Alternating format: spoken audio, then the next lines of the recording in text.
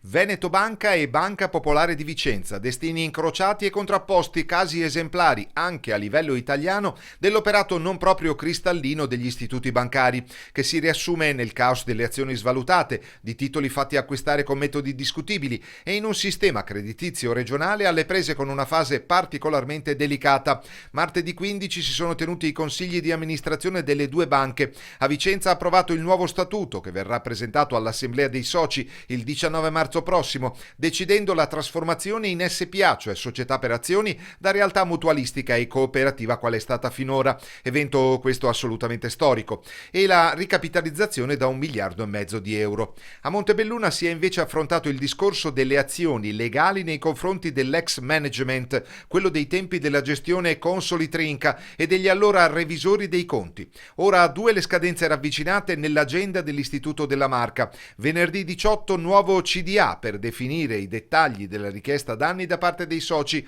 prima dell'attesissima assemblea del giorno successivo, sabato 19, in cui una delle questioni da affrontare riguarda la vicenda della delega di voto in bianco sulla quale è stato presentato un esposto alla Procura di Treviso e per conoscenza alla Banca d'Italia. I proclami della politica su chi ha sbagliato, pur nella loro incontestabile legittimità, sembrano slogan propagandistici in un paese dove raramente paga chi lo merita. Oltre isterismi e giustizialismi tutt'altro che immotivati, ci sono persone che hanno perso i risparmi di una vita, il discorso banche esige una riforma radicale delle popolari e del credito cooperativo a fronte di una BCE, Banca Centrale Europea, che se ne infischia dei metodi all'italiana e soprattutto una trasparenza assolutamente garante del fatidico concetto chi controlla il controllore.